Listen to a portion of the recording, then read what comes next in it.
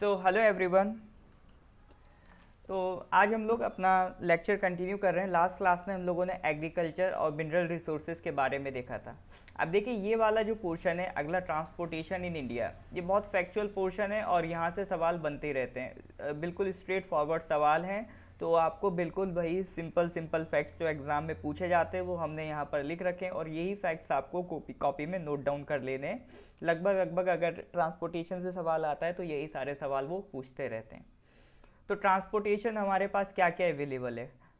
देखिए ट्रांसपोर्टेशन की अगर हम बात करेंगे तो पैसेंजर ट्रांसपोर्टेशन पे कम, गुड्स ट्रांसपोर्टेशन पे ज़्यादा बात करेंगे। यानी कि अगर इंडिया में आपको गुड्स या फिर कह सकते हैं प्रोडक्ट्स को एक जगह से दूसरी जगह सप्लाई करना है तो आपके लिए क्या क्या फैसिलिटीज़ अवेलेबल हैं। तो ट्रांसपोर्टेशन की अगर हम बात करें तो सबसे पहले रेलवेज़, नो डाउट सबसे फेमस है। एक हमारे पास है हाईवेज़, और हाईवेज़ जो या फिर कह सकते हैं पूरा हाईवेज़ वगैरह सब मिला के एक पूरा रोडवेज़ में अलग अलग तरीके की रोड्स होती हैं, वो हम बात करेंगे। और एक हो गया आपका एयरवेज़, एयर के थ्रू। और एक और चीज़ पे इंडिया में काम चल रहा है, एक है वाटरवे। ठीक है, वाटरवेज़ में क्या चल रहा है, वाटरवेज़ यानी जो इंडिया में रिवर्स हैं। वाटरवेज़ भी हाँ दो तरीके के हो गए। वाटरवेज़ क्या हो गया आपका, एक हो गया नेशनल, एक हो गया इंटरनेशनल। नेशनल में क्या है जो भी आपका इंडिया में रिवर्स हैं, जैसे मान लीजिए ये इंडिया है और ये कोई रिवर है, तो इस रिवर के किनारे एक शहर होगा और इस रिवर के इस साइड किनारे एक शहर होगा। तो इस शहर से अगर इस सिटी हमें कुछ सामान ट्रांसपोर्ट करना है तो हम रोड के थ्रू ना होकर इस रिवर के थ्रू शिपिंग करेंगे। ठीक है, तो रिवर का यूज़ इसलिए करते हैं क्योंकि रिवर में ट्रैफिक कम मिलेगा, इजीली आप सामान पहुंचा पाएंगे। तो ये तो हो गए नेशनल वाटरवेज़, ये रिसेंटली गवर्नमेंट ने इस पर काम करना शुरू करा है। एक है इंटरनेशनल। इंटरनेशनल वाटरवे दुनिया का सबसे बड़ा ट्रेड है, यानी कि ओशन के ज़रिए हम क्या कर रहे हैं, एक कंट्री से दूसरी कंट्री जो ट्रेड कर रहे हैं। जो भी इंटरनेशनल ट्रेड होता है मेनली किसके थ्रू होता है, इंटरनेशनल वाटरवेज के थ्रू होता है। यहाँ पर हमारे पोर्ट्स, शिपिंग पोर्ट्स बने हुए होते हैं। ठीक है, इनके थ्रू हम क्या कर रहे हैं, ट्रांसपोर्टेशन कर रहे हैं। तो ये दो तरीके के वाटरवेज हो गए। इधर रेलवेज में भी एक स्पेशल कॉरिडोर बनाया है गवर्नमेंट ने डेडिकेटेड फ्रीट कॉरिडोर, उसकी भी हम बात करेंगे। रोडवेज की जब हम बात करेंगे तो इसमें भी कुछ थोड़ी सी बात कर लेंगे कि एक्सप्रेसवे होते हैं, हाईवेज होते हैं, स्टेट हाईवेज होते हैं, इस तरह से। तो चलिए शुरू करते हैं वन बाय वन। सबसे पहले बात करेंगे रेलवेज की।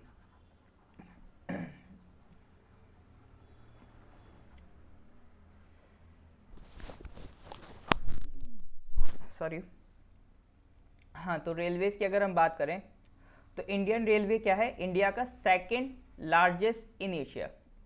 इंडियन रेलवे नेटवर्क जो है, ठीक है, इंडिया का जो रेलवे नेटवर्क है अगर हम एशिया में कंपेयर करने बैठे हैं तो एशिया में ये कैसा है, सेकंड लार्जेस्ट। ये बात याद रखनी है। और पूरी दुनिया में अगर हम बात करें तो क्या है, फोर्थ लार्जेस्ट। यानी एशिया में हमारी रैंक क्या है, सेकंड, और वर्ल्ड में हमारी रैंक क्या है रेलवे के मामले में, फोर्थ।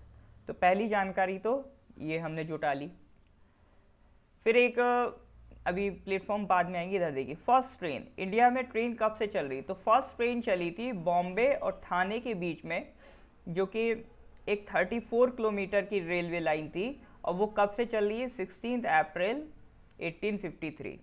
दो चीज़ें, पहली ट्रेन कब चली 1853, कहाँ किस किस एरिया के बीच चली, बॉम्बे एंड ठाणे। तो ये दो जानकारी इंपॉर्टेंट है। फर्स्ट ट्रेन कहाँ कहाँ कब चली, 1853, किस किस के बीच चली, बॉम्बे एंड ठाणे। इसके अलावा एक और जानकारी इम्पॉर्टेंट है, वो ये है कि जो पहली ट्रेन आपकी चल रही है इस टाइम पर इंडिया में लीडर कौन है। 1853 का टाइम है तो ये इंडिपेंडेंस से पहले की बात है। और इस टाइम इंडिया में कौन होते थे, अभी वाइसरॉयज आप नहीं कहेंगे, ठीक है, क्योंकि वाइसरॉयज आपके 1857 के बाद आते हैं। इस टाइम जो आपके होते थे उन्हें हम कहते थे गवर्नर जनरल ऑफ इंडिया। तो इस टाइम इंडिया में गवर्नर जनरल होते थे और इंडिया का गवर्नर जनरल कौन था इस टाइम लॉर्ड डलहाउजी।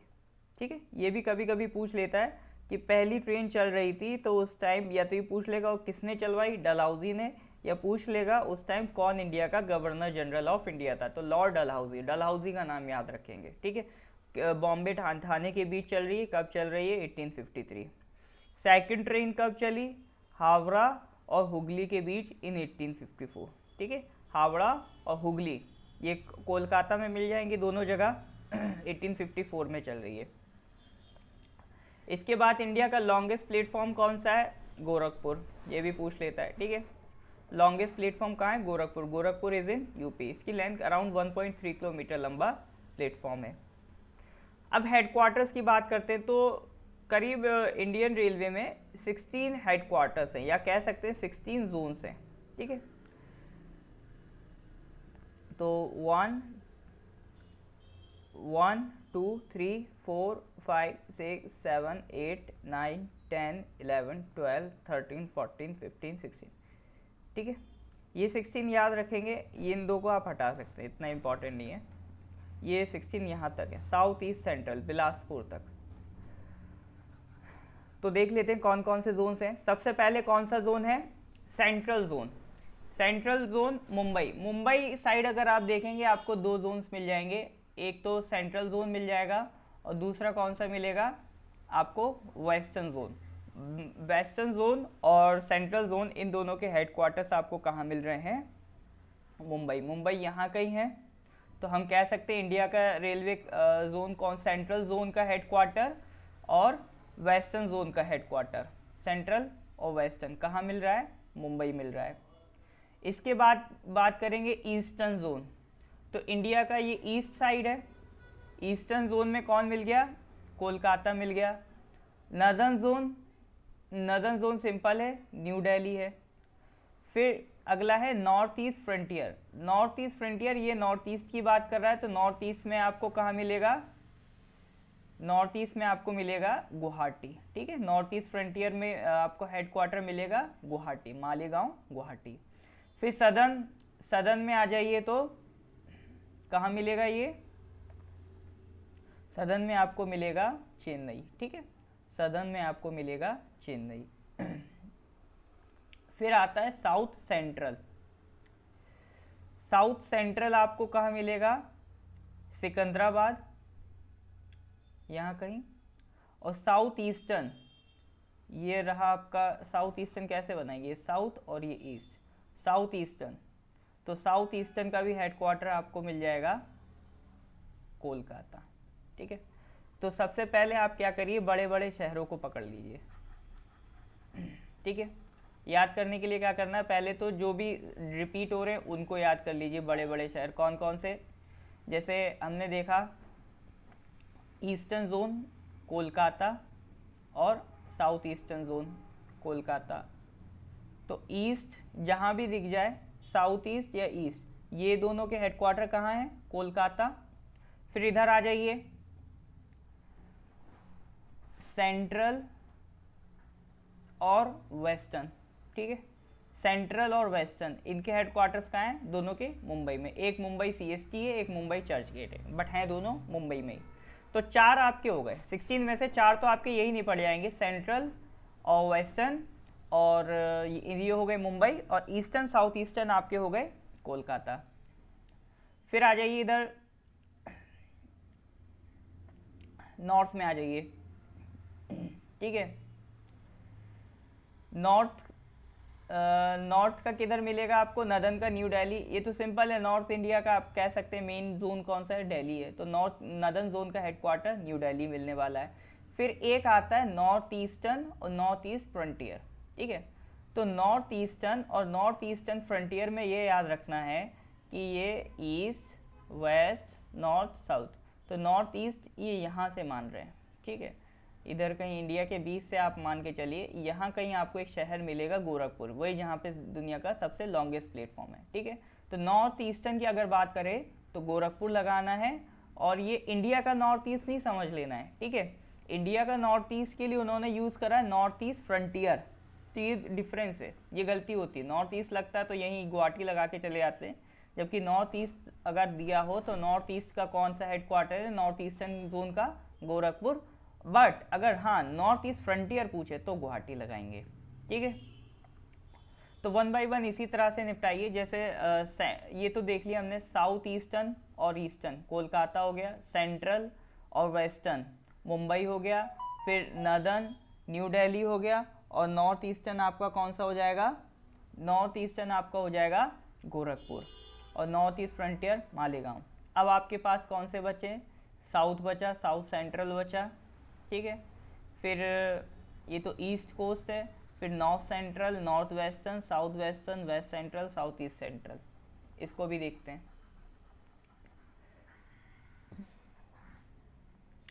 सबसे इम्पोर्टेंट ये वाला है, कोलकाता वाला बहुत पूछता है जनरली, इसी तरह का सवाल आता है कि इसका हेडक्वार्टर कहाँ है, उसका हेडक्वार्टर कहाँ है। कोलकाता वाला जनरली पूछता रहता है कि ईस्टर्न जोन का हेडक्वार्टर कहाँ है या फिर साउथ ईस्टर्न जोन का हेडक्वार्टर कहाँ है। ये ज़्यादा इंपॉर्टेंट है, तो इम्पॉर्टेंट वाले हम ऑलरेडी कवर कर चुके हैं। तो आप देख सकते हैं 6 हेडक्वार्टर्स हमने डिस्कस कर लिए हैं। इसके बाद साउथ वाले सारे देख लेते हैं। ठीक है, साउथ में कौन कौन से, सदर्न है, साउथ सेंट्रल है, और कोई बचता है, और साउथ वेस्टर्न है। ठीक है, और साउथ ईस्ट सेंट्रल है। सदर्न में तो हमेशा याद रखना है साउथ इंडिया, साउथ इंडिया का सबसे बड़ा शहर चेन्नई। साउथ सेंट्रल सिकंदराबाद, ये तेलंगाना में मिल जाएगा। फिर उसके बाद आ जाइए, कौन सा है, साउथ वेस्टर्न। साउथ वेस्टर्न आपको कहाँ मिलेगा, ये साउथ और ये वेस्ट। साउथ वेस्टर्न आपको मिल रहा है हुबली। ठीक है, तो साउथ के साथ साथ कौन कौन से, एक मिनट, सबसे पहले सदर्न का लिख लीजिए, चेन्नई। ठीक है, इसको आपको इसी तरह से डिवाइड कर करके लिखना है, और एक दो बार प्रैक्टिस करेंगे तो अपने आप याद हो जाएंगे। फिर south central, south central Secunderabad, और उसके बाद आ जाइए south western, south western Hubli,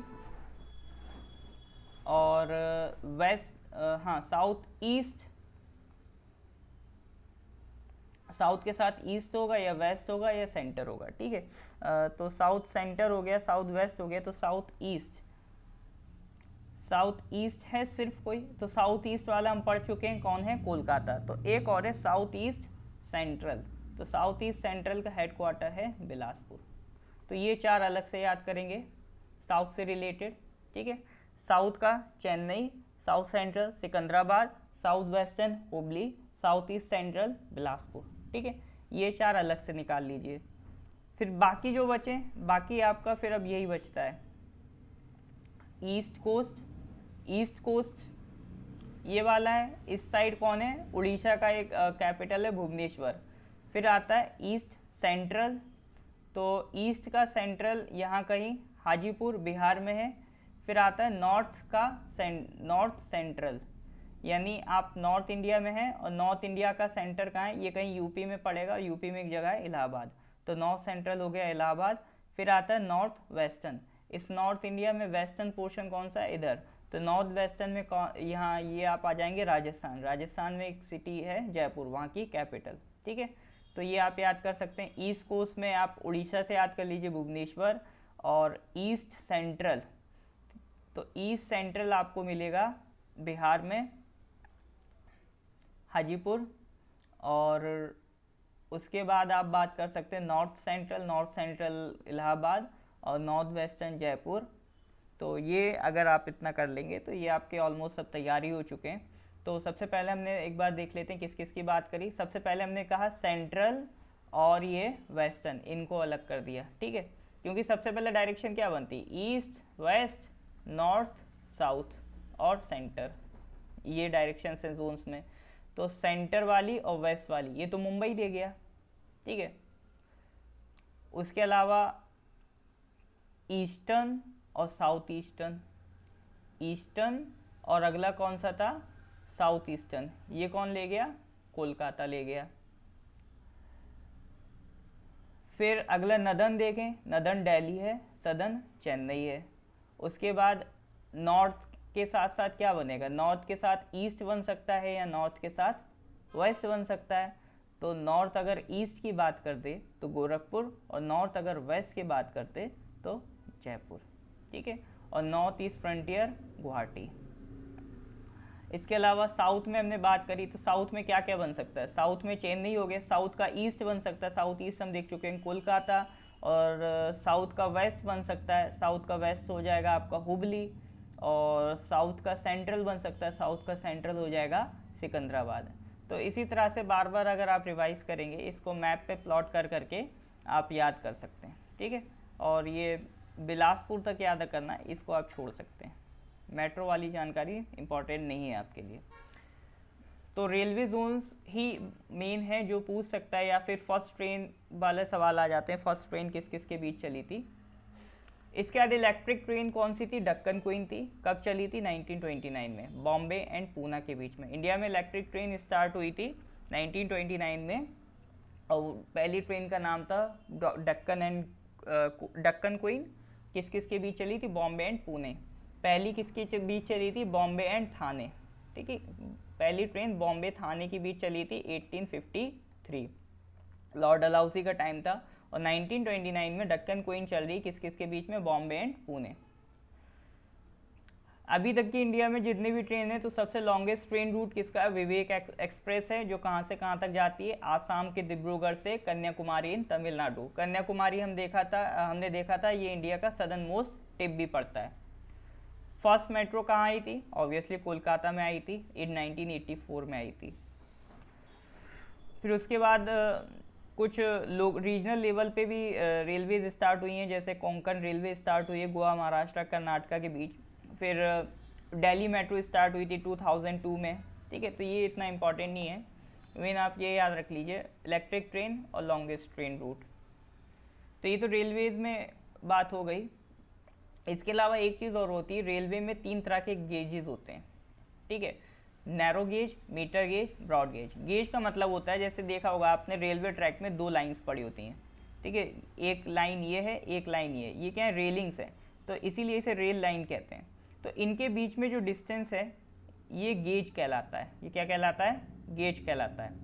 अगर ये डिस्टेंस 1 मीटर है तो मीटर गेज, अगर ग्रेटर देन 1 मीटर है तो ब्रॉड गेज, और लेस देन 1 मीटर है तो नैरो गेज। अब डिपेंडिंग ऑन द यूज़ और सिचुएशन गेजेस की जो डिस्टेंस है वो तय होती है, बट इंडियन गवर्नमेंट कोशिश कर रही है जितने भी इंडिया में गेजेस हैं उसको स्टैंडर्डाइज करके सबको मीटर गेज में लेके आ जाएं हम, ठीक है। इसके बाद अभी रिसेंटली एक ट्रेन लॉन्च हुई थी, बहुत फेमस ट्रेन है वंदे भारत एक्सप्रेस। इसका पहले नाम ट्रेन 18 भी था, अभी ये इंडिया की सबसे आप कह सकते हैं तेज़ ट्रेन है, और सेमी हाई स्पीड ट्रेन हम इसे कहते हैं, क्योंकि हाई स्पीड हम कहेंगे बुलेट ट्रेन को। और ये बनाया किसने, इंडिया में कोच फैक्ट्री है, इंटीग्रल कोच फैक्ट्री, ठीक है, इंटीग्रल कोच फैक्ट्री ये चेन्नई में आपकी लगी हुई है, और under make in India programme हम ये कोचेज़ को बना रहे हैं, और हम दूसरी कंट्रीज़ को भी अपने कोचेज़ डिलीवर करते हैं, इसमें हमारे पास काफ़ी एक्सपर्टीज़ है।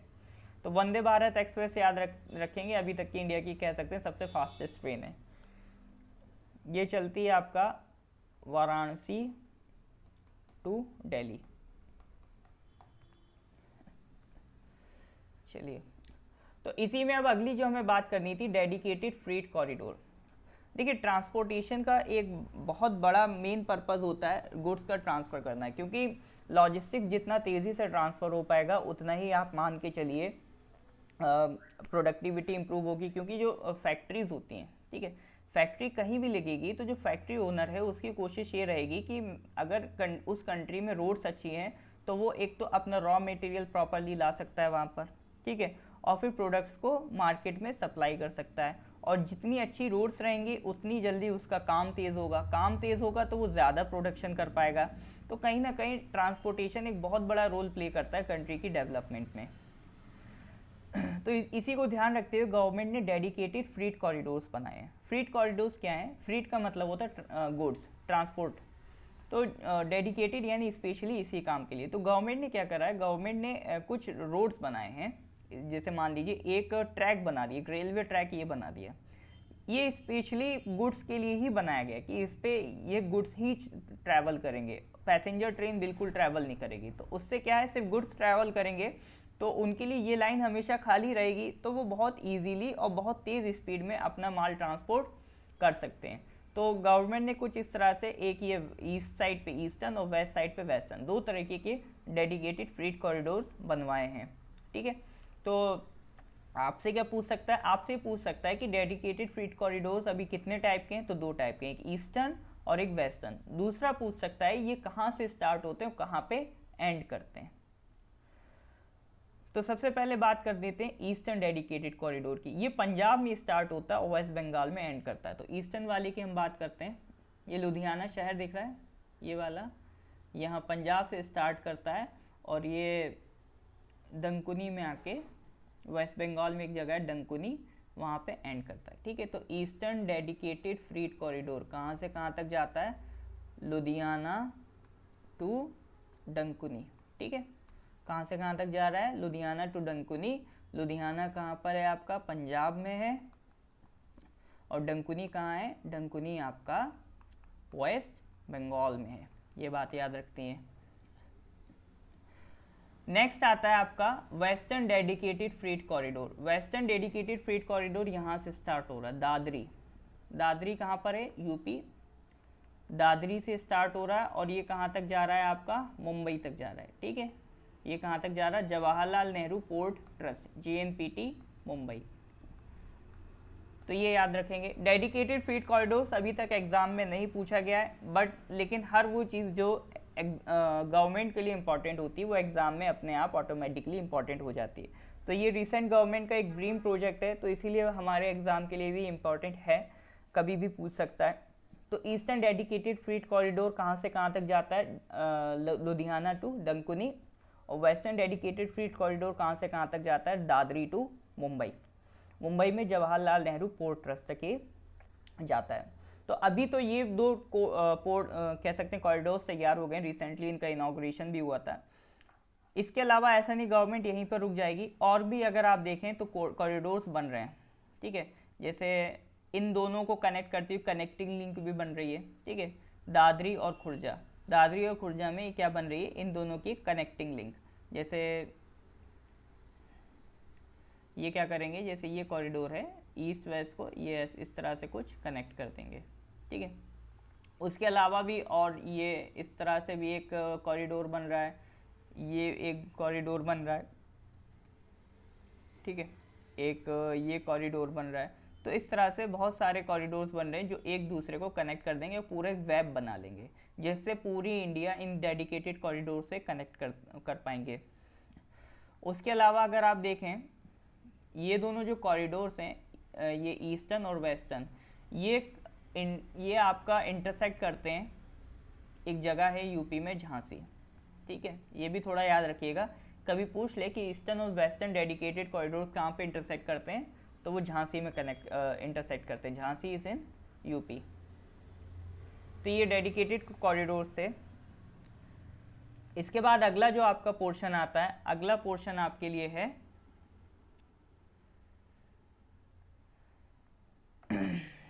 Road transport. सामान ट्रांसपोर्ट करने के लिए रोड ट्रांसपोर्ट एक बहुत ही एफिशिएंट तरीका होता है, क्योंकि रेलवेज हो या वाटरवेज हो, ये एक लिमिटेड जगह तक सामान को पहुंचाते हैं, but to the point, to the factory जो सामान पहुंच रहा है, रॉ मटेरियल जो पहुंच रहा है, वो सिर्फ रोड से ही पहुंचा सकती हैं। तो जो रोड ट्रांसपोर्ट है वो आपको कह सकते हैं लास्ट माइल कनेक्टिविटी प्रोवाइड करता है। ठीक है, तो लास्ट माइल कनेक्टिविटी के लिए हमें रोड्स डेवलप करनी ही पड़ेंगे, हम इनसे ज़्यादा नहीं भाग सकते।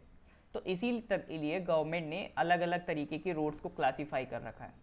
जैसे एक टाइम पे इंडिया में जो सबसे बेस्ट रोड होती थी वो हाईवे होती थी, बट आज के टाइम में जो सबसे बेस्ट रोड्स हैं वो एक्सप्रेसवेज हैं, सबसे बेस्ट, जिन पे स्पीड सबसे ज़्यादा रहती है। दूसरे पे आपके आ जाते हैं नेशनल हाईवेज आ जाते हैं, NH भी कहते हैं इन्हें, इनके नाम NH1, NH2 इस तरह से होते हैं। इसकी regulating body NHAI, national highway authority of India. National highways के बाद अगले जो बेस्ट रोड्स हैं वो आपके होते हैं स्टेट हाईवेज। ठीक है, स्टेट के बाद आप कह सकते हैं डिस्ट्रिक्ट रोड्स होते हैं, फिर होते हैं आपके रूरल रोड्स। नेशनल हाईवेज क्या होते हैं, दो स्टेट्स को कनेक्ट करते हैं। स्टेट हाईवेज क्या होते हैं, आपके स्टेट की डिस्ट्रिक्ट्स को कनेक्ट करते हैं, एक ही सेम स्टेट की। और डिस्ट्रिक्ट हाईवेज़ क्या होते हैं, डिस्ट्रिक्ट को रूरल एरिया से कनेक्ट करते हैं। और रूरल रोड्स क्या होते हैं, एक रूरल एरिया, एक विलेज को दूसरे विलेज से कनेक्ट करने का काम करते हैं। तो ये सारे रोड्स पे गवर्नमेंट काम करती है ताकि हम अपने यहाँ का इंफ्रास्ट्रक्चर मजबूत कर सकें, ट्रांसपोर्टेशन में बिल्कुल भी दिक्कत ना हो। देखिए एक्सप्रेस वे के बारे में ज़्यादा सवाल नहीं पूछे जाते हैं क्योंकि ये भी अभी बहुत ज़्यादा डेवलप नहीं हो गए।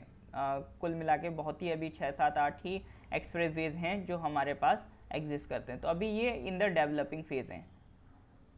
तो अभी भी हमारे लिए जो सबसे इम्पॉर्टेंट है वो नेशनल हाईवे है। हाँ, बट एक सवाल बनता रहता है कि किस स्टेट के पास largest number of expressways हैं, सबसे ज़्यादा एक्सप्रेस वे किस स्टेट के पास हैं। तो वो आप याद रखेंगे यूपी। ये सवाल आता रहता है, ये एक फैक्ट है एक्सप्रेस वे से रिलेटेड। सबसे ज़्यादा एक्सप्रेस वे किसके पास हैं, यूपी के पास हैं। अभी करेंटली 2 हैं और 3 पे काम चल रहा है। अब मेन अब हम बात करते हैं नेशनल हाईवेज़ की। तो नेशनल हाईवे में सबसे पहला सवाल तो ये आता है कि लॉन्गेस्ट कौन सा है, शॉर्टेस्ट कौन सा है। तो ये याद रख लीजिए, NH44। NH44 किसको कनेक्ट करता है, जम्मू कश्मीर में श्रीनगर से Kanyakumari. Kanyakumari is in Tamil Nadu, India की सदर्न मोस्ट स्टेट। और शॉर्टेस्ट में बात करें NH548, NH118, ये दोनों महाराष्ट्र में आपको मिल जाएंगे। NH548 एंड NH118 ये शॉर्टेस्ट हैं। मेन ये याद रखिए NH44 इंडिया का लॉन्गेस्ट हाईवे है। अब हाईवेज़ के अलावा भी हमने जिस तरह से डेडिकेटेड फीड कॉरिडोर्स की बात करी, इसी तरह से रोड्स भी हमने डेवलप करें, जैसे north south and east west corridor. ये अभी रिसेंट गवर्नमेंट का बहुत ही बड़ा प्रोजेक्ट चल रहा है। इसमें हम क्या करेंगे, इस तरह से ऐसे रोड बना देंगे, ऐसे रोड बना देंगे, ठीक है। तो north south east west corridor अभी तक का लार्जेस्ट ऑनगोइंग एक्सप्रेसवे प्रोजेक्ट है इन इंडिया, ठीक है। ये भी कहाँ पर इंटरसेक्ट करते हैं, झांसी में इंटरसेक्ट करते हैं। और इसको डेवलप कौन कर रहा है, NHDP, national highway development project. और जितनी भी रोड्स हैं, सबसे ज़्यादा रोड्स आपको कहाँ मिलेंगी, महाराष्ट्र में, ठीक है। महाराष्ट्र का नाम याद रखेंगे। एक हमारे former prime minister Atal Bihari Vajpayee का ड्रीम प्रोजेक्ट था गोल्डन क्वाड्रिलेटरल। अब ये बहुत ज़्यादा इंपॉर्टेंट नहीं रह गया, एक टाइम में बहुत पूछा जाता था, फिर भी याद रखेंगे। गोल्डन क्वाड्रिलेटरल किसे कहते हैं, गोल्डन क्वाड्रिलेटरल कहते हैं जब हम आपके 4 स्टेट्स को ज्वाइन कर देंगे, ठीक है। तो जो 4 स्टेट्स कौन कौन से थे आपके, सॉरी 4 सिटीज़ में पहला मुंबई हो गया, दिल्ली हो गया। क्वाड्रिलेटरल क्या होता है, क्वाड्रिलेटरल एक 4 साइडेड शेप होता है जो जिसके कितने कॉर्नर्स होते हैं, 4 कॉर्नर्स होते हैं, ठीक है। इसी तरह से यहाँ गोल्डन क्वाड्रिलेटरल जब हम बनाएंगे तो 4 सिटीज़ पकड़ेंगे, मुंबई, दिल्ली, कोलकाता, चेन्नई, ठीक है। तो इनको जो ज्वाइन करने वाला रोड है इसी को हम क्या कहते हैं, गोल्डन क्वाड्रिलेटरल। तो ये 4 रोड्स हम कनेक्ट करके इन्हें क्या कहते हैं, गोल्डन क्वाड्रिलेटरल, दिल्ली, मुंबई, कोलकाता, चेन्नई। और जो हम पहले बात कर रहे थे north south east west corridor की, ये देख लीजिए, ये श्रीनगर से किधर चल रहा है, एक तो कन्याकुमारी, ठीक है, और उसके अलावा ईस्ट वेस्ट इधर ये जा रहा है, गुजरात में कहाँ है ये, Porbandar. Porbandar is in Gujarat to Silchar, ठीक है। पोरबंदर से सिलचर और श्रीनगर से कन्याकुमारी। तो ये पूरा हमारा north south east west corridor का सपना है जिस पे हम काम कर रहे हैं। प्लस अटल बिहारी वाजपेयी का गोल्डन क्वाड्रिलेटरल था, उसको भी याद रखेंगे, दिल्ली, मुंबई, चेन्नई और ये कोलकाता। तो ये गोल्डन क्वाड्रिलेटरल हो गया। तो ये कुछ रोड्स थी। इसके बाद देखिए हाईवेज तो बहुत सारे हैं, आप बहुत ज़्यादा नाम नहीं याद रख सकते, गिने चुने कुछ याद रख लीजिए। बाकी जो न्यूज़ में रहते हैं या जो प्रीवियस ईयर में आ चुके हैं उन पे ज़्यादा फोकस करिए, ठीक है। बाकी इतना ज़्यादा टेंशन नहीं लेना है कि आप सारे हाईवेज याद करने बैठे हैं। इसके बाद एक बहुत ही इम्पॉर्टेंट टॉपिक है वाटर ट्रांसपोर्ट का, जिससे एक सवाल बनेगा और वो भी क्या बनेगा वो भी मैं बता दूंगा। 1 या 2 ही टाइप के वाटरवे हैं जो वो पूछता रहता है। ये भी रिसेंट गवर्नमेंट ने इंट्रोड्यूस किया है, अभी हमने इस पे काम तेज़ किया है। एक हमने कानून बनाया नेशनल वाटरवेज एक्ट 2016 और 111 वाटरवेज को डिक्लेयर करा है नेशनल वाटरवे। अभी 111 याद करने की ज़रूरत नहीं है, ठीक है। उन 111 में से अगर हम बात करें 6 वाटरवेज हैं जो अभी काफ़ी ऑपरेशनल हैं या फिर कह सकते हैं इम्पॉर्टेंट हैं। National waterway 1, 2, 3, 4, 5, 3, 4, 5, 6। ये सब क्या बने, रिवर्स पे बने, ठीक है, ये सब किस पे बने, रिवर्स पे बने। अब देखिए इसमें सबसे ज़्यादा जो इम्पोर्टेंट है और मान के चलिए आएगा तो यही आएगा 99.99%, नेशनल वाटरवे 1, बहुत न्यूज़ में रहता है। नेशनल वाटरवे 1 किसको कनेक्ट करता है, ये कनेक्ट करता है हल्दिया टू इलाहाबाद। हल्दिया ये आपको मिलेगा इधर हुगली नदी के किनारे, ठीक है। तो ये आपका जैसे ये इलाहाबाद है, ये ऐसे गंगा नदी आती है, आते आते ये किधर निकल गई, ये यहाँ पर आपका कनेक्ट हो गई, ठीक है। Haldia to Allahabad national waterway 1 कौन सी नदी पर है, गंगा। वाटरवेज में दो चीज़ें याद रखिए, रिवर का नाम, किस रिवर पर ही ये प्रोजेक्ट लोकेटेड है और इसका ओरिजिन कहाँ पर है ये, और इसका डेस्टिनेशन कहाँ पर है, ठीक है। ये तीन चीज़ें याद रखिए, ठीक है। कोई भी नेशनल वाटरवे आप पढ़ें तो उसकी रिवर और ये कहाँ से कहाँ तक बिलोंग करता है। तो वाटरवे 1 कौन सी रिवर है, गंगा है, और कहाँ से कहाँ तक है, हल्दिया टू इलाहाबाद, ठीक है।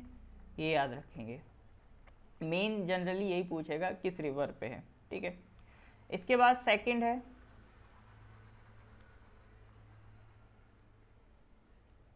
सेकंड ये आपका आसाम में एक जगह है धुबरी और सादिया। तो धुबरी सादिया को कनेक्ट करती हुई एक आपकी वाटरवे है नेशनल वाटरवे 2 NW2। मेन इसमें भी रिवर का नाम याद रखिए, रिवर का नाम क्या है, ब्रह्मपुत्रा रिवर, ठीक है। ब्रह्मपुत्रा नदी पे कौन सा वाटरवे बना है, NW2।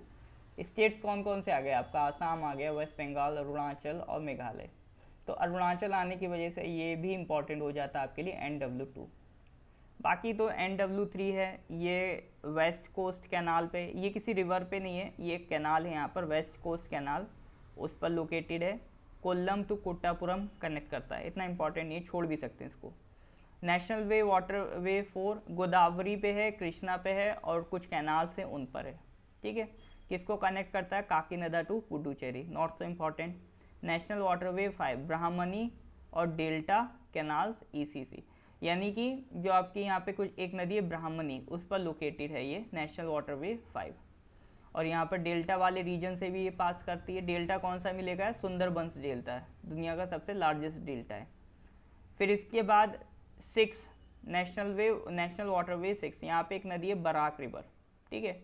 बराक रिवर, इसको भी देखिए नॉर्थ ईस्ट रीजन के हिसाब से ये वाटरवे थोड़ा इंपॉर्टेंट हो जाता है। 3, 4, 5 तो मैं कहूँगा बिल्कुल भी इंपॉर्टेंट नहीं है, चाहे तो आप थोड़ा 6 याद रख सकते हैं, जैसे चांसेस का मैं पूछे। बराक रिवर आपका किसको कनेक्ट कर रहा है, लखीमपुर टू भांगा, ठीक है। आसाम, मिजोरम, मणिपुर, त्रिपुरा, इधर साइड ये आपको मिलेगा। तो बराक रिवर आसाम, मिजोरम, मणिपुर, त्रिपुरा, और कौन सा वाटरवे है ये, नेशनल वाटरवे 6 है, ठीक है। किस रिवर पे, बराक रिवर। अगर वाटरवे 6 याद रखें तो बस रिवर याद रख लें। तो नेशनल वाटरवे 1 गंगा पर, 2 ब्रह्मपुत्रा पर और 6 बराक नदी पर। तो 1, 2, 6 यही 3 इंपॉर्टेंट है और इनमें भी सबसे ज़्यादा इंपॉर्टेंट नेशनल वाटरवे 1 है। तो ये वाटरवेज कुछ याद रखेंगे। अब अगला आ जाता है पोर्ट्स। तो ये तो हमने इंडिया के अंदर वाटरवेज की बात करी। अब इंटरनेशनली कनेक्शंस कैसा होता है, तो इंटरनेशनली पोर्ट्स, इंटरनेशनली कनेक्शंस बहुत याद रखने की ज़रूरत नहीं है, एक ही तरह का सवाल बनता है कोस्ट का कि ये पोर्ट कहाँ है, ये पोर्ट कहाँ है। तो दो तरीके के पोर्ट्स हम पहले भी देख चुके हैं, ये ईस्ट साइड वाले, ये वेस्ट साइड वाले, ठीक है। तो इसमें सबसे पहले तो सॉरी स्टेट्स याद करिए, कौन कौन से स्टेट्स थे। ये कौन सा स्टेट है, वेस्ट बंगाल। तो वेस्ट बंगाल में मिल गया कोलकाता, ये उड़ीसा, उड़ीसा में पैरादीप, ये है आंध्र प्रदेश, आंध्र प्रदेश में विशाखापट्टनम।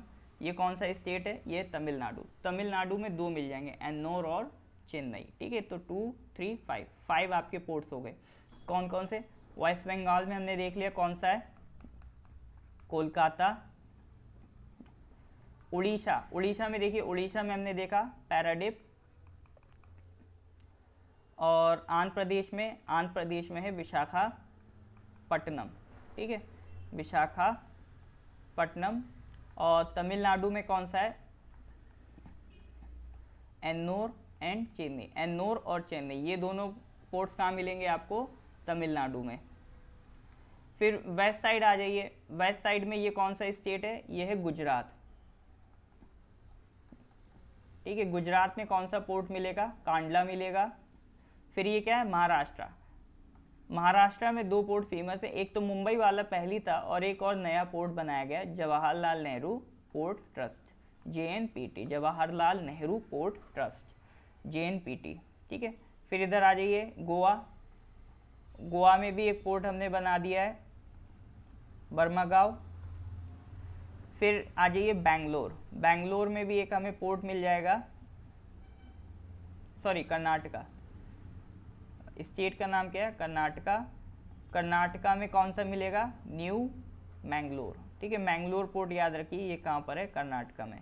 फिर केरला में आ जाइए, केरला में आपको एक पोर्ट मिलेगा कोचिन। ठीक है, तो ये पोर्ट्स कहाँ हो गए? वेस्ट साइड पे। तो वेस्ट साइड में कौन कौन से हो गए? कांडला, गुजरात। सबसे पहले आप स्टेट्स याद रखिए, वेस्ट में कौन कौन से स्टेट्स हैं? सबसे पहले स्टेट याद आता है गुजरात। गुजरात में एक पोर्ट है कांडला। फिर अगला स्टेट आता है महाराष्ट्र। महाराष्ट्र में आपका मुंबई और JNPT। फिर अगला स्टेट आता है हमारे पास गोवा। गोवा में कौन सा है? मर्मुगांव। फिर अगला स्टेट आता है हमारे पास कर्नाटका। कर्नाटका में कौन सा है? न्यू मैंगलोर। फिर अगला स्टेट हमारे पास आता है कोचिन। कोचिन में कौन सा है? सॉरी, अगला स्टेट क्या आ रहा है? अगला स्टेट आ रहा है हमारे पास केरला। केरला में कौन सा पोर्ट मिल रहा है? कोचिन। तो ईस्ट और वेस्ट दो तरीके से याद रखने। ईस्ट साइड के स्टेट्स कौन से थे? वेस्ट बंगाल था। वेस्ट बंगाल का पोर्ट कोलकाता। कोलकाता के नीचे क्या है? उड़ीसा। उड़ीसा का पोर्ट पैराडीप। फिर आंध्र प्रदेश। आंध्र प्रदेश का पोर्ट विशाखापट्टनम। फिर तमिलनाडु। तमिलनाडु के पोर्ट्स एन्नोर एंड चेन्नई। ठीक है, तो इसमें आपको बार बार कॉपी नहीं देखना है, एक बार आप पढ़ लें इसको, बार बार रिकॉल करिए, रिकॉल करिए, रिकॉल करिए, तभी आपका दिल भी लगेगा इसमें और आपको ये चीज़ें याद भी होंगी। ठीक है, अब देखिए एक सवाल बहुत फेमस हो रहा है आजकल, जो काफ़ी पूछ लेते हैं कि कांडला पोर्ट का नाम बदल दिया है। तो कांडला पोर्ट का प्रधानमंत्री में 2017 में नाम बदल दिया था और इसका क्या नाम कर दिया? पंडित दीनदयाल उपाध्याय पोर्ट। ये भी सवाल पूछता रहता है, तो किस पोर्ट का नाम पंडित दीनदयाल उपाध्याय रखा गया है? तो ये रखा गया है कांडला पोर्ट। कांडला पोर्ट कहाँ मिलेगा? गुजरात में, के। ठीक है, इधर वेस्ट बंगाल, इधर गुजरात। वेस्ट बंगाल में कोलकाता, गुजरात में कांडला। गुजरात वाला तो हो ही जाएगा याद। महाराष्ट्र में मुंबई JNPT भी याद हो जाएगा। ठीक है, गोवा से मर्मुगांव याद कर लेंगे, बेंगलोर से मैंगलोर याद कर लेंगे। ये तमिलनाडु में चेन्नई है, ये तो हमें पता है। बाकी उड़ीसा से पैराडिप कोशिश करिए याद करने की, तो एक दो बार अगर रिकॉल करेंगे ये सब बहुत आराम से याद हो जाएंगे, बिल्कुल भी टफ चीज़ नहीं है। चलिए आगे बढ़ते हैं। आगे एयर ट्रांसपोर्ट, बहुत ही कम सवाल आते हैं इस पर, चाहे तो छोड़ भी सकते हैं, वो कोई बहुत ज़्यादा खास इंपॉर्टेंट पार्ट नहीं है, बस दो तीन चीज़ें याद रख लीजिए। इंडिया में पहली एयर सर्विस कब स्टार्ट हुई थी? 1935 में स्टार्ट हुई थी। किसने करी थी? टाटा एयरलाइंस। जमशेदजी टाटा जी थे, जमशेदजी टाटा, उन्होंने स्टार्ट करी थी टाटा एयरलाइंस। आगे इंडियन गवर्नमेंट इसी को खरीद लेगी और बना देगी एयर इंडिया। अब देखिए एयर इंडिया बिक के क्या बनती है फिर।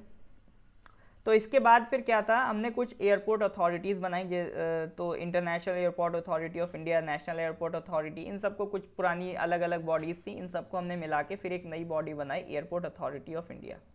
ठीक है, तो मेन चीज़ याद रखेंगे, इंडिया में एयरपोर्ट्स को रेगुलेट कौन करता है? Airport authority of India. और ये कब बनी थी? 1995 में। ठीक है, 1995 में एक नई बॉडी का जन्म होता है जिसका नाम था एयरपोर्ट अथॉरिटी ऑफ इंडिया। ये सारे इंडिया के एयरपोर्ट्स को रेगुलेट करने का काम करती है। ठीक है, अब इसमें एक सवाल आता है, कौन सी मिनिस्ट्री एयर ट्रांसपोर्ट को हैंडल करती है? तो ये है आपके पास answer, ministry of civil aviation. हमारे पास क्या है? मिनिस्ट्री ऑफ सिविल एविएशन है, जो कि किस में काम करती है?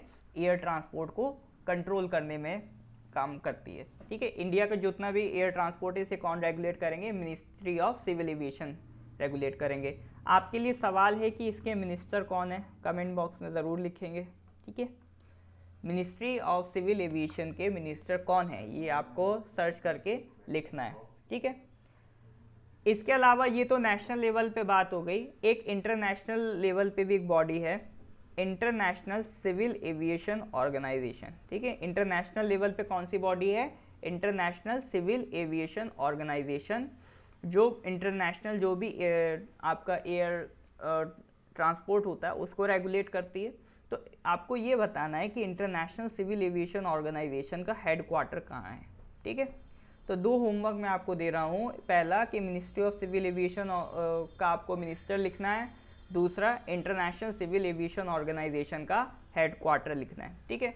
ये देखिए मिनिस्ट्रीज़ और ये हेड क्वार्टर्स इसी तरह से आप अगर धीरे धीरे रिलेट करके याद करते रहेंगे तो बहुत ईजीली आप कर पाएंगे, वरना अगर एक साथ करने बैठेंगे तो थोड़ी सी तकलीफ होती है। तो मेरी कोशिश है आपकी थोड़ी सी तकलीफ कम करी जाए और चीज़ों को आपके दिमाग में बैठाया जाए। तो कौन कौन से हमने बात कर ली, रेलवे की बात कर ली, रोड की बात कर ली और एयर की बात कर ली, ठीक है। इंडिया में कुछ इंटरनेशनल एयरपोर्ट्स है, अब ये भी बचकाने सवाल आते रहते हैं कौन से एयरपोर्ट का है, तो बहुत ज़्यादा इस पर दिल से नहीं पढ़ना है। इस पर देख लिए कुछ, जैसे आपका आसाम वाला वो एक गुवाहाटी का था, गोपीनाथ, लोकप्रिय गोपीनाथ बोरडोलोई इंटरनेशनल एयरपोर्ट, इसको याद कर लीजिए। और जो भी ऐसे लगते हैं आपको नहीं याद है, वैसे जनरली तो याद ही होते हैं, एयरपोर्ट्स में तो हमारी दिलचस्पी काफ़ी होती है। तो राजीव गांधी एयरपोर्ट हैदराबाद, कैलीकट, ये तो नाम से ही है, ठीक है। छत्रपति वाला ये तो नाम से ही समझ जाएंगे, मराठा हैं तो मुंबई होगा। KG international airport Bangalore, Goa, Vasco da Gama से समझ जाना गोवा है। सुभाष चंद्र बोस से समझ जाना बंगाल के थे तो कोलकाता में ही बनाया होगा। फिर इसके बाद इंदिरा गांधी दिल्ली, ठीक है। सरदार पटेल गुजरात के होंगे, अहमदाबाद। और उसके बाद गुरु रामदास, तो ये सिख थे तो अमृतसर कर देंगे। फिर पाक्योंग एयरपोर्ट, ये कहाँ पर है, सिक्किम। तो ये इंडिया का फर्स्ट ग्रीनफील्ड एयरपोर्ट है नॉर्थ ईस्ट रीजन में। ग्रीनफील्ड का मतलब क्या होता है, 2 तरीके के प्रोजेक्ट होते हैं, ग्रीनफील्ड और ब्राउनफील्ड प्रोजेक्ट। तो ग्रीनफील्ड प्रोजेक्ट वो होते हैं जो खाली ज़मीन पे बनाए जाएँ, खाली लैंड होगा उस पर अगर आप बनाते हैं तो वो ग्रीनफील्ड प्रोजेक्ट होता है। और ब्राउन फील्ड प्रोजेक्ट वो होते हैं जो कि आप किसी बिल्डिंग को तोड़ के फिर वहाँ अगर दूसरी बिल्डिंग बनाते हैं तो वो कौन से प्रोजेक्ट होते हैं, वो ब्राउन फील्ड प्रोजेक्ट होते हैं। तो ये खाली जगह पड़ी थी सिक्किम में, वहाँ पर एयरपोर्ट बना है, कौन सा है, पाक्योंग एयरपोर्ट, ठीक है। तो कुछ एयरपोर्ट्स के नाम याद रखेंगे। और अभी अरुणाचल में भी एयरपोर्ट बन रहा है, तो उसका भी अगर आपको नाम पता हो तो आप लिख सकते हैं। तो मेरे ख्याल से आज हाँ ये एयरपोर्ट तक ही रखेंगे, फिर नेक्स्ट लेक्चर में हम लोग आपका बस थोड़ा सा इन्वायरमेंट और इकोलॉजी का पोर्शन है उसको डिस्कस कर लेंगे और आपका ये इंडियन ज्योग्राफी वाला पोर्शन कंप्लीट करेंगे। फिर से मैं वही कहूँगा, बार बार रिकॉल करने की हैबिट डालिए, रेगुलरिटी से पढ़ते रहिए। और उसके अलावा मेन चीज़ आपको क्या करना है, चीज़ों को रिकॉल करते रहना है, ठीक है। बार बार रिवाइज़ करना है। रिवाइज़ कैसे करना है, कॉपी पढ़ के नहीं, कॉपी पढ़ के बंद करके फिर मन में याद करने की कोशिश करना है, ठीक है। तभी चीज़ें आपके दिमाग में बैठेंगी। और उसके अलावा कॉपी पेन साथ में रखें, नोट साथ में बनाते जाएंगे। अब आपके पास सुविधा ये भी है कि अगर कोई चीज़ समझ में ना आई हो तो आप क्या कहते हैं, रिवर्स कर सकते हैं, ठीक है। रिवर्स में जाके पीछे बैक करके दोबारा से उस चीज़ को सुन सकते हैं। थक गए हो तो पॉज कर सकते हैं, 2 टुकड़ों में लेक्चर को देख सकते हैं। तो ऐसा नहीं कि एक अगर हाफ एन आवर का लेक्चर आ रहा है तो लगातार हाफ एन आवर बैठ के ही देखना है। अगर आपको लग रहा है बहुत ज़्यादा हो रहा है तो आप थोड़ा सा पॉज भी ले सकते हैं, लेकिन सेल्फ कंट्रोल रखिए। ऐसा नहीं कि पॉज लेके भूल गए फिर अगले दिन देखा ही नहीं लेक्चर कहाँ गया। तो ये सब थोड़ी आदतें हैं, थोड़ा अपनी कंसिस्टेंसी बना के रखिए, रेगुलर नोट्स बनाइए और लेक्चर को देखते रहिए। Thank you.